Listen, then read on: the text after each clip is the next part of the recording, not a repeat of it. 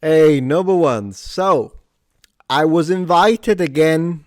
And if there's one thing about me, if you invite me, if you summon the Metatron, I will come and be a nuisance into whatever podcast you've got. Okay, so Nerdrotic Live, Forbidden Frontiers. They invited me, episode 123. You see your man right there in plate. That picture of me, it's doing the rounds, by the way. Everybody's using that one, which is, fine, cool.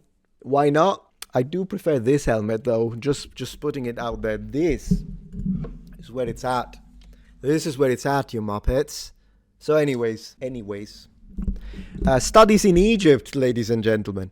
New rogue object discovered, lost civilization, forbidden frontier. So, it's 2 hours, 23 minutes. It's not like I'm going to show you the whole thing. I'm going to encourage you to click it. But I do want to express to you some of my own personal experience when it comes to this, the panel. And, here it is. Here we are. So as you can see, we've got 5 people on the panel. We've got Nerdrotic, the man, Gary himself. I freaking love him. We've got this random angel placed in here.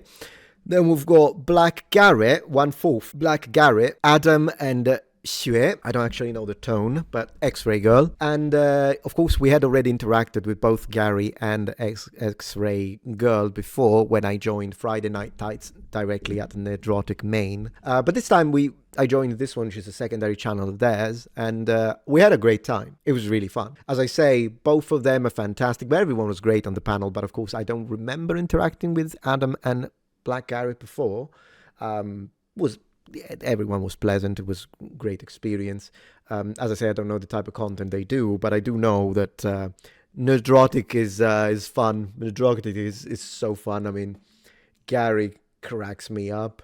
So anyway, what I'm going to do, I'm going to show you a little bit, like the beginning, couple of things that we talked about. I'll give you some highlights, and it will, so that this video can work a little bit as a demo and then give you some further explanation. Like I said that, but I actually meant this, or when they said this, actually there's this extra piece of information you might not know. So without further ado, let's check it out. Maybe I should not cover the face of one of the people in the... Let's go. They're lovely. Oh, beautiful audience.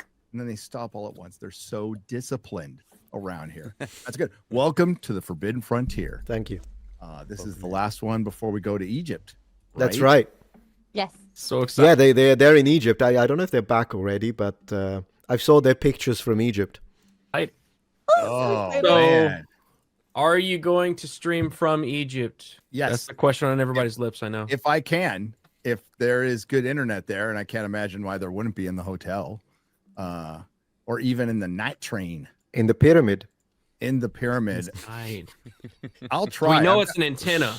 I'm gonna be on There we that. go. I'm gonna be on that roaming service, right? Reptilian technology, come on. I gotta set that up. I don't know how good that's gonna be. I almost should buy like another service, so it's better out there. But You get a SIM card while you're at the airport. I got an eSIM. Yeah. I downloaded. yeah. It's an app. I just have an eSIM ready to go already. Think you can make it happen? you're gonna show me Rolo? how to do that. That's what I do when I go either to Japan or sometimes even when we go back to Italy with my wife. We've got a whole thing whereby we always have internet connection, because otherwise with American phones it's not going to work. You're only going to have internet when you're connected to Wi-Fi, but there are ways around it. Sure. Let's So- do it right now. Let's do it right now on the show instead of introducing our amazing guest. By the way, Yeah. we finally got him. We got him, Metatron. Hi, thank you for having me. Long overdue, and we're just gonna kind of go over all kinds of stuff today, including 3i Atlas, which we talk about every show, which is great. It's almost gone. I'm gonna miss it. Yeah, man. I'm gonna miss it. It's gonna go out of the solar system and go off to wherever it's gonna go. almost It might be seeding our solar system right now with all of its gases. So it's got a lot of There is off a gassing right chance. now. Lots of gassing. Could be probing us. Well, you for sure, and it's expert. going back I to said the us. homeworld. Not me, not me. I said us. Well, it you only would know. promotes Men. Mm. What's up with that? So, hi, Garrett. Hey, what's up, man? Unless, of course, the aliens come and take us all. Yeah, I knew it. This was going to be about the aliens. Come on, Gary. What are you doing? Gary? Well, at this point, since you said it, Greys or reptilians? Let me know in the comments who's more dangerous, Greys or reptilians? Let me know in the comments. Let me know in the comments. Let me know in the comments. All the way. We'll find out. There is always Well, that. Yeah. There's always that. true. What up, Adam? It's good to be here. It's good to be back. Forbidden Frontier. I Yeah, it always was miss when fun. We don't have a show, but I'm excited. Blame the Metatron, I liquor. love your stuff. It's great to have you on the show. Thank you. Hell, and X-Ray Girl. I didn't say anything. What the heck? Did I not hear it? I probably didn't hear it. Sorry, Adam. I'm going to say it now. Very much appreciated. Thank you very much. I must have not heard that. I'm getting a little hot here. Let me take the jacket off. Man, people in chat are probably thinking, "Ooh, well, Metatron is rude. He doesn't even acknowledge people. Be nice. Very nice." Well, really hey, like it. Metatron's on here. I wanted to ask Metatron, Yeah. what got you into ancient civilization? Because I've Yeah. watched your videos for a while, and then you kind of jumped into this Nerdrotic exploded. sphere. So what is it that got you into it? I think what it was actually was the way I've always been interested in history, but I think what it was is that my mother brought me up reading me all of the classics of Greek mythology and ancient Roman history. This actually like when I was like 8, my mom was like reading the Aeneid, the Odyssey, and all these other Iliad. I think I meant to say Iliad, yeah. And so I think that must have created something as she was reading, and all the descriptions are great, like the glittering armor of the warriors and all the Agamemnon, Menelaus, and all that. Also, keep in mind, Sicily is extremely right there. Greek/Roman. It's ancient, Phoenician. We've got it all. It's a mix, and literally, you can just drive 15 minutes and you have a 3,000-year-old temple still standing. Yeah. And I think that also spending time in places like this, the ruins. We have a gorgeous medieval town called Erice, and it's up on the mountain, and it's still like literally looks castles, battlements, churches, everything. Even the streets look medieval. So I think probably that. I've been there.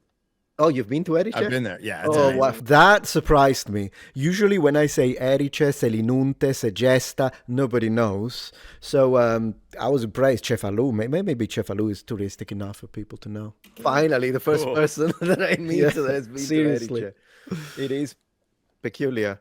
And so that's probably what's ignited it. And then after that, well, I guess everything really, even games, and always see that. I am just a sucker for European history, is what it is, and the Mediterranean in general has a lot to offer when it comes to that. It's unbelievable how much stuff is there. Mm-hmm. So the place I was going to tell you about, Metatron, which you've probably been to, is the Valley of the Temples, right? Oh, yeah, for sure. Agrigento. Yeah. So, and you said it, I would have not said it that right, but yeah, my Italian is amazing. I hope so. My English sucks. So there you go. But what a good sport. What a good sport. But it's the Valley of the Temples because it goes from Greek to Roman. So you can see the Greek construction to the Roman construction. And that's just one of the things. When we were there in 2016, they had just made another archaeological find, and they found these tombs that are like all on the sides of the hills. And they're like, we don't know where these people are from. They predate everything. And I don't know what happened to it since then, but they were still finding stuff there. And it's all over, like everywhere. So go to Sicily if you can. I loved it. Yeah, Agrigento and the Valley of Temples is like one of the most famous ones, but personally, I don't think it's my favorite when it comes to temples. So yeah, if you ever come back to Sicily, do let me know. I'll give you a few, some pointers, advice. Although then again, advice is the worst vice, but unsolicited advice is the worst vice. Anyways, there is a place called Selinunte, and it's kind of further west, so southwest. Agrigento being like southwest. And Selinunte is spectacular. I would spend entire afternoons there. You just pay the ticket, and then you can spend all day in the ruins. And you still see the ancient battlements in the port cities that were Greek, 3,000 years old.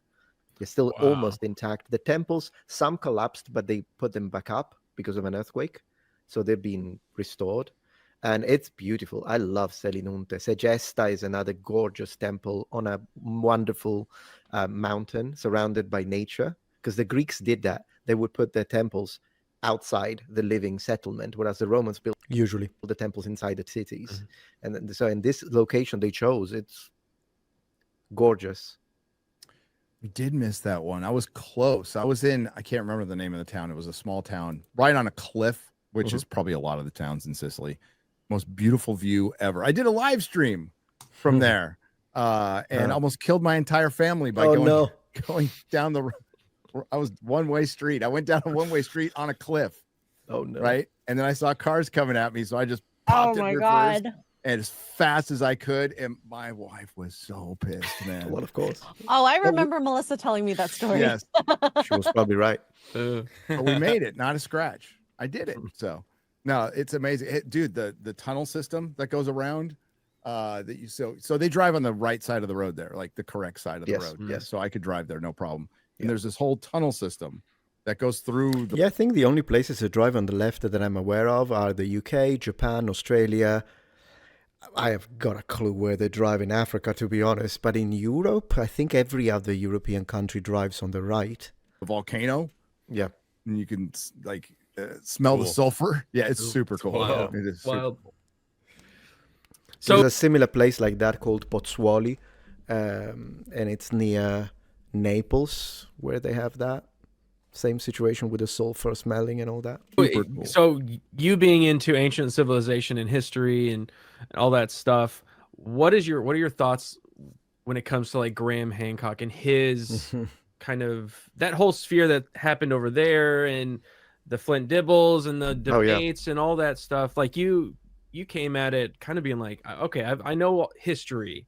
Let's apply history and logic to these arguments. So I want to hear your thoughts. Well represented. Yeah, no. So I've kind of clashed with Flint Dibble. I'm not gonna lie. So we clashed a few times. So that's why I made a video to call him out.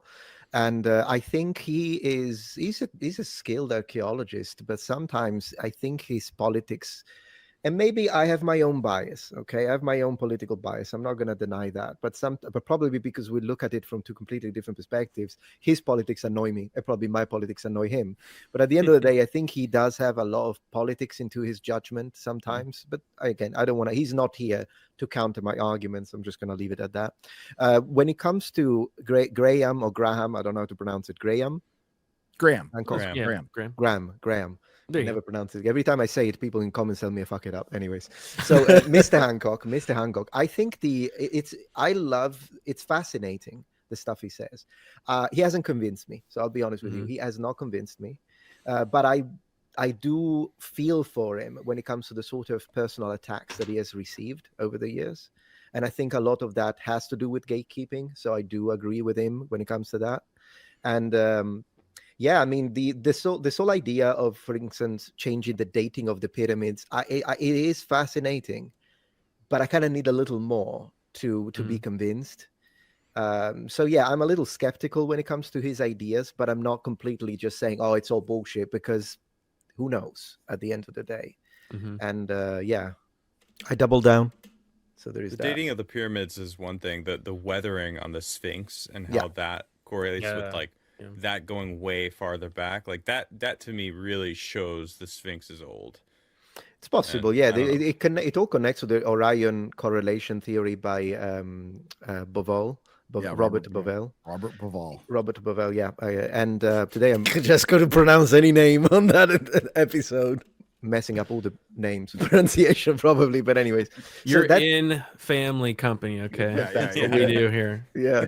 So yeah, no, that's that. It is a fascinating. I think they dated it back to 10,000 years ago, whereas what we think now is 4,500, 4,600. Yeah, no, it's interesting. Of course, I do believe that the Giza Plateau was inhabited before they even built this stuff. By whom? Who knows? It's really difficult to say. I have done some interesting genetic studies when it comes to the DNA of the people that were living in the north of Africa, and we have changed our ideas a few times on the Carthaginians. We always thought they were Semitic, and apparently they were not. By the time they clashed with Rome, they were originally when they were the Phoenicians, the founding stock. but then as they become the Carthaginians, probably they had more in common when it comes to genetic makeup with the Greeks and the Turkish, believe it or not. That's the newest data. And Sicilians. But yeah, so there is that. Yeah, I think with Graham, he's evolved some of his stuff, and correct me if I'm wrong, chat, going off of memory here. But I think he's saying now with the dating of the pyramids, it's still in question if it was Khufu, right? Khufu. Yeah, that's the first one. Yeah. So what he says is basically the foundation is older. So what we see might be something that has been built up and touched up over a long period of time, and the finished pyramids might be close to the age that they say they are, but what they are on is much older. And that needs to be proved to me too, and I'm going to figure it all out when I go there. Metatron. Yeah, I'll have this all figured out by the time I get back. Yeah. Okay? Freaking love it. Don't worry. But he's a resident Africa expert. Yes, that's right. That's right. But that's what he said, and that's going to be interesting because I don't know if you've ever been there. I've never been there. To Egypt, no. Oh, you got to go. You gotta Absolutely. go with us sometimes. I gotta say, his background, stellar. I didn't know that, like, all around the pyramids, there is stone that was cut out, like a floor, like it's tiled. Oh yeah, of course. Yeah, the bedrock. The bedrock. So there's the bedrock there, but they have like cut out. They flattened it out and then they put stuff on top of it, right? And it's crazy. I didn't know that, and there's like huge. a 16-sided stone somewhere. Yeah, I want to it's check nuts. that one out. I can't wait. Oh my god, I can't wait. Did you know that the pyramids were white in period? Yes. They were white. They were glittering in the sun. They would have been incredible because now we see them, and not only that, but they would have been smooth. So you wouldn't have had that little aliasing. I don't know. Right. Yeah. Right. So they were smooth and white because they were completely covered in a casing, and they would have looked spectacular. So a little white supremacist of them, but spectacular nonetheless. And the gold top. Yeah. Gold top. Yeah. Capstone. Yeah. Yes, I was so excited to talk about 3i Atlas last week, but it's okay because we're still going to talk about it this week. I feel like it disappeared, it reappeared, some new things happened, and some, I guess, puzzling. I really still wanted it to kind of be aliens, but now it's not aliens, but we'll see. We're gonna get the Wikipedia community tab. What the heck is it called? Community note under this video now, right? They're going to tell you reptilian, Wikipedia, humanoid, reptilian, humanoid is this, and that 100%. There's still time. There's still time. There's still time. All right. And we got to do some business here. Talked about AI last night. We're going to talk about AI right now. Completely different way, though. Alexa listens to us and recommends products based on our conversations. Meta uses our information based on our browsing and engagement history. Okay, so this is the sponsored section, of course. At least I think. Simulation theory and AI. Yeah, that was interesting. Atlas. We talked about Atlas. So that was fun. Yeah, let me tell you what we talked about then. We talked about I was there too. Yeah, Atlantis, ancient tech. Super chats. There were a lot of super chats, which is wonderful, by the way. Always wonderful. Lovely to see. And then, of course, the outro. Let's check out a little bit from each. Let's start with this one. Let's start with this one. Well, now, but we have those new, the new Major 1, Willow, these superposition CPUs. Who knows what the capabilities of AI will be once they're connected to that. It's actually kind of frightening. Yeah. But could you imagine gaming? Sure. Yeah. Oh my god. That's what we're doing right now. Simulation. That's it. We're in the simulation. Yeah, simulation theory is actually compelling. Yeah, it's one I did not believe at all, Metatron, and now I'm pretty convinced that's what we're in. No, it is there's quite two compelling. articles. There's two articles that were released last week. When I say it's compelling, I mean that it's logically compelling. It doesn't automatically mean that I believe in it, but I also leave a little open mind towards it. Still, I would connect it to God because I'm a Christian. So I'd be like, at the end of the day, the scriptures do tell us that this state of existence is an illusion, that a real life is after death when we return to God and all of that kind of stuff. And so you could visualize it that way and still maintain faith by saying God is the architect behind this.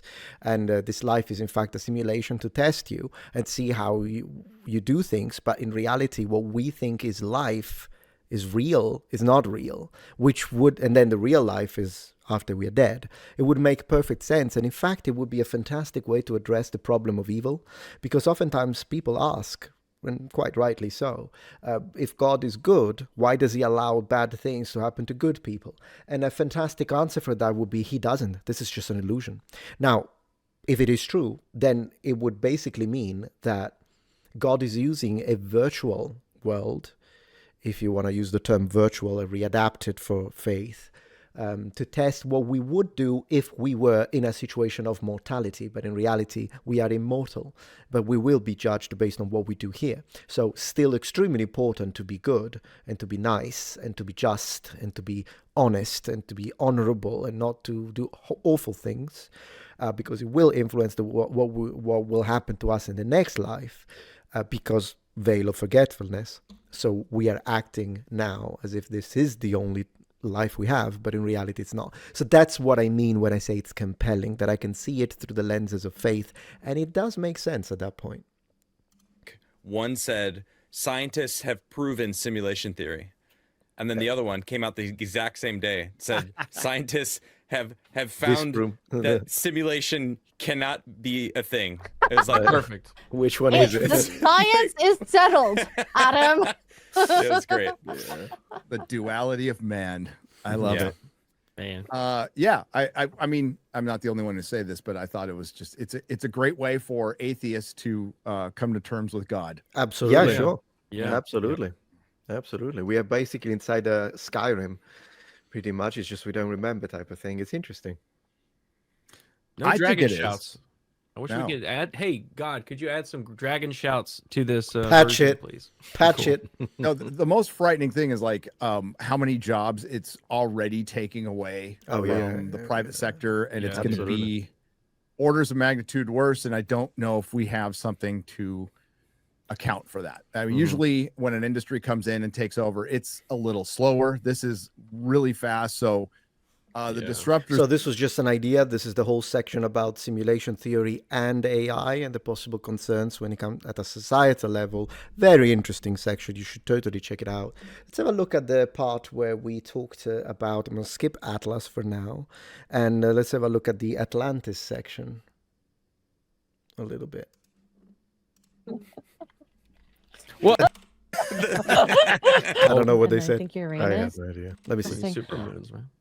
I think there were other planets aligned with the supermoon too. It was like the moon, was it Mercury, the sun, and then I think I Uranus. have no idea. Yeah, this past That's week. what she So said. Yeah, Uranus is Oh. always lined up with the beaver. shut Yeah. up, you guys. That's why people say Uranus. Is Uranus. the sun the That's goose or alternative. something? Yeah, the alternative sun is the gooch. pronunciation. I have to go to the Uranus. Oh my God. Still preferable. Okay, so I think we had an overall idea, giving you a little demo. It was a fantastic episode. So click the link in the description to go watch it. Massive thanks again to the crew and everyone on the panel for inviting me. And if anyone else wants to invite me, feel free. I enjoy doing that. So thank you for watching. Have a good one. If you appreciate my content so far and wish to help ensure my ability to continue to tell it how it is, regardless of any possible backlash, please support this channel on Patreon. Any support helps me and my team of academics keep the channel strong and gives us the means to fight back against the political rewriting of history. Stand with us, form the wall, defend the truth.